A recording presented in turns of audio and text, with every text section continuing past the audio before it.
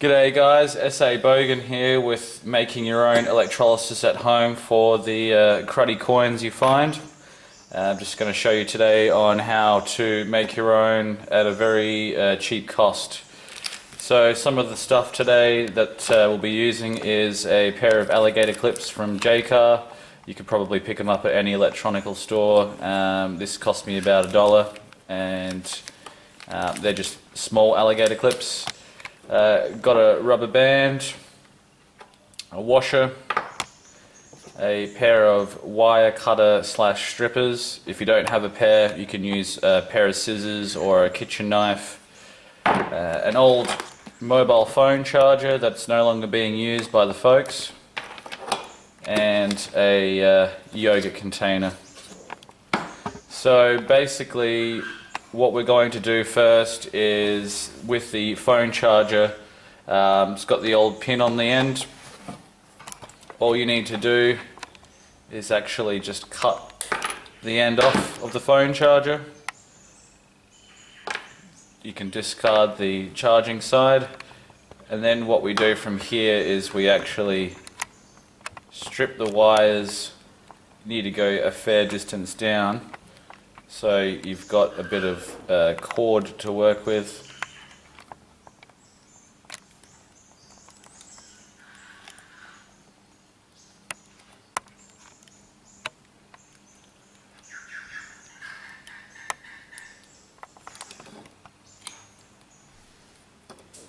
Now the trick is as well not to cut all the way through the plastic, because you don't want to damage the wires that are inside. There is a red and a white wire, which is what we're actually trying to get to here. I can actually cut through all the way.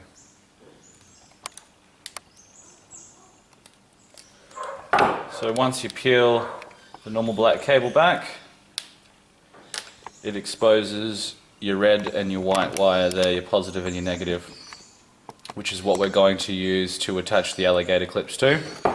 So what you'll need to do from this point is just probably about 1.5 inches, give or take.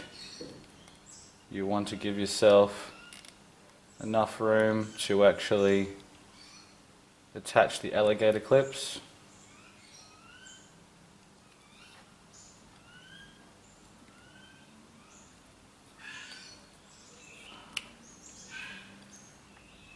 And I've just cut right through it.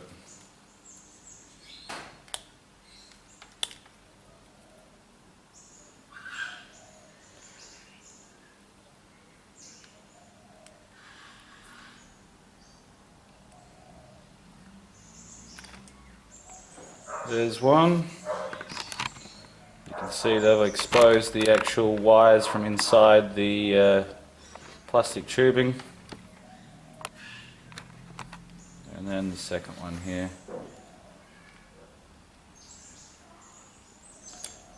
And there's number 2 right there. So once you've got the wires exposed, you can then attach the dollar alligator clips.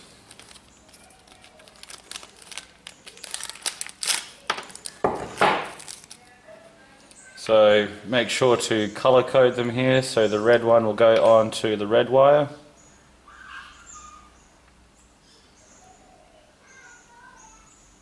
Don't worry about putting that on there.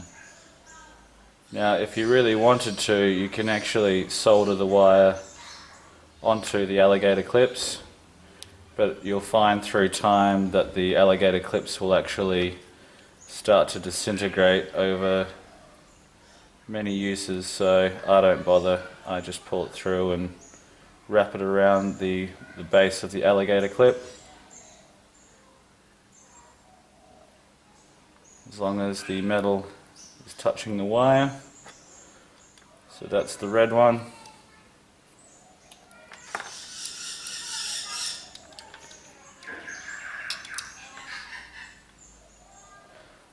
And here we have the white wire as well.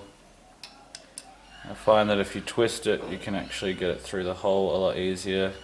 Seem to be having a hard time at the moment.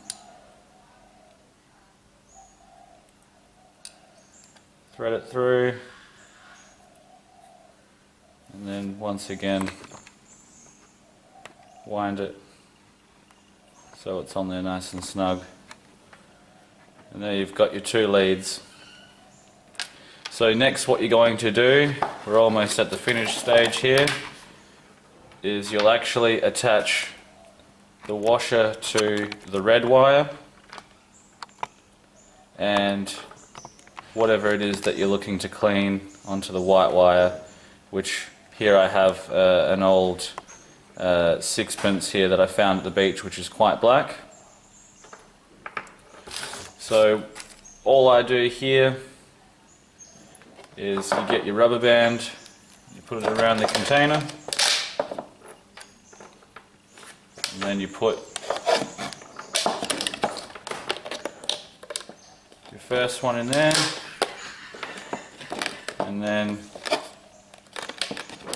you put the wire with the washer through the other side. And really all the rubber band does is just hold it in place, so then the two metal objects can dangle in there and not be completely submerged. One thing that I need to point out is that with the red wire, whatever metal it is that you're using to basically take the crud off the other coin, this will rot down to pretty much nothing after a couple of uses, and you want to save your alligator clip as long as possible. So I actually fill the water so the washer is only probably half submerged. Otherwise, if you put the whole alligator clip into the solution, it'll actually start destroying your alligator clip, and then you'll have to replace that sooner than what you need to. So what I'll do next is I'll get some normal kitchen salt, put maybe a tablespoon or two into the yogurt container, fill it up with water and stir it, and then I'll plug it in and leave it for about an hour, because this one really isn't that disgusting or cruddy. And then we'll come back once it's been in there for an hour, and then I'll show you how to clean it with the bicarbonated soda. So I'll be back. Okay guys, I'm back. I've mixed up the solution, which was your regular table salt, into some regular tap water. The reason why we're doing this is basically we're running a small electrical current through the two wires in the water, and the electrode, which is the washer, is actually pulling the basically the crud off of the coin and sort of absorbing it into the washer. We've been letting this go for probably about an hour now, and as you can see, the water is fairly dirty. The other thing you need to check as well was when I hooked up the washer to start off with, it turns out that the wires are coloured differently to the last charger that I did it to. So the way that you know that you've got it hooked up correctly is you need to see the bubbles coming from the coin, or whatever it is that you're trying to pull the crud off of, like rust or whatever, and the bubbles are now rising from the red wire instead of the white wire. The solution gets fairly dirty, so you probably want to change it maybe every couple of coins. Just, you know, clean up the electrodes so then there's room for the metal to pull the crud off of the coin that you are putting through the electrolysis. Another thing that you want to look for as well is the charger that I've used is only 0.15 amps. If you want it to work a lot faster, you'd be looking at least 1 amp. I had a quick look and it looks like it's only a 5-volt charger. The other charger that I've done it to is a 12-volt charger, so it's going to basically clean your coin a lot faster than what this one will do it. But you know, it's only for my own enjoyment, so I can see the dates and clean them up.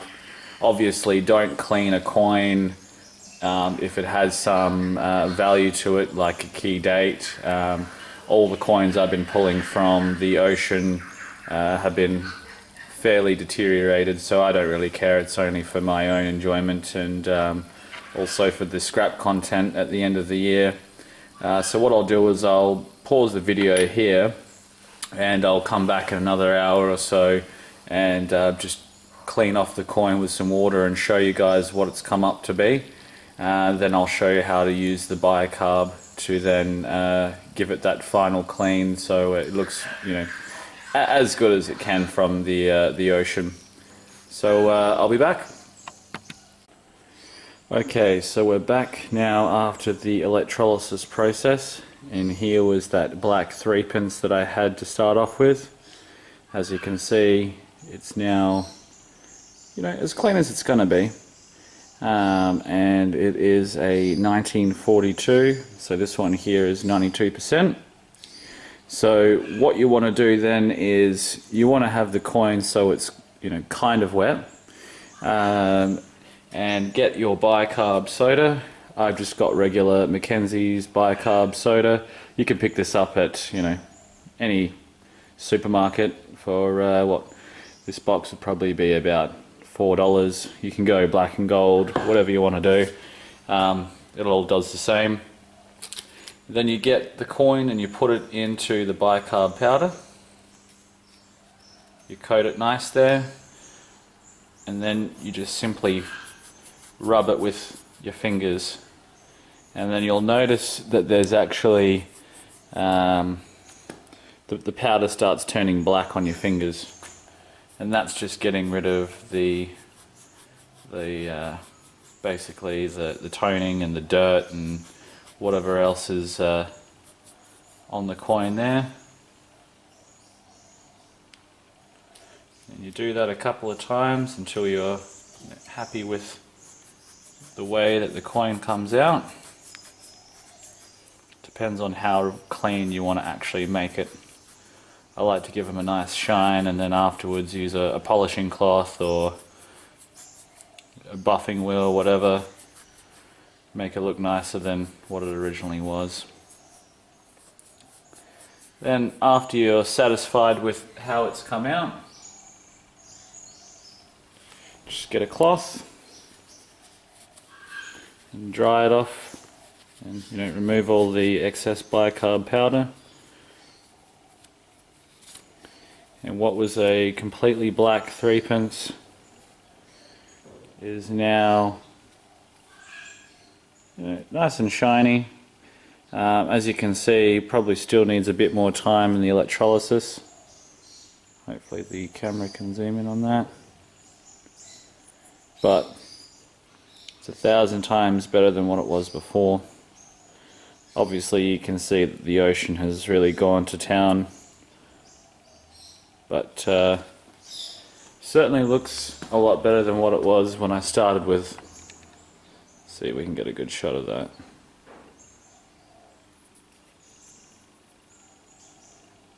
There you go.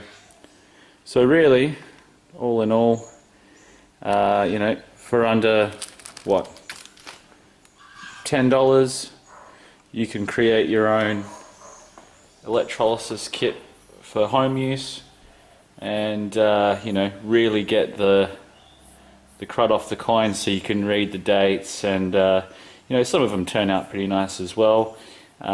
If they're completely encrusted, I also soak them in white vinegar for probably a day or two to try and get the crust off, so you can actually make connection with the metal of the coin, so the electrolysis can actually remove all the crud. If you connect it without having any sort of metal connection, it may not work. So there you have it. Don't pay for an electrolysis kit on eBay when you can just go and source all the stuff yourself real cheap. And yeah, hope you guys enjoy, and as I said, please subscribe. Thank you to all the current subscribers as well. I've been a bit slack, and I'll promise to upload a bit more frequently on different things that I do related to metal detecting. Thanks a lot.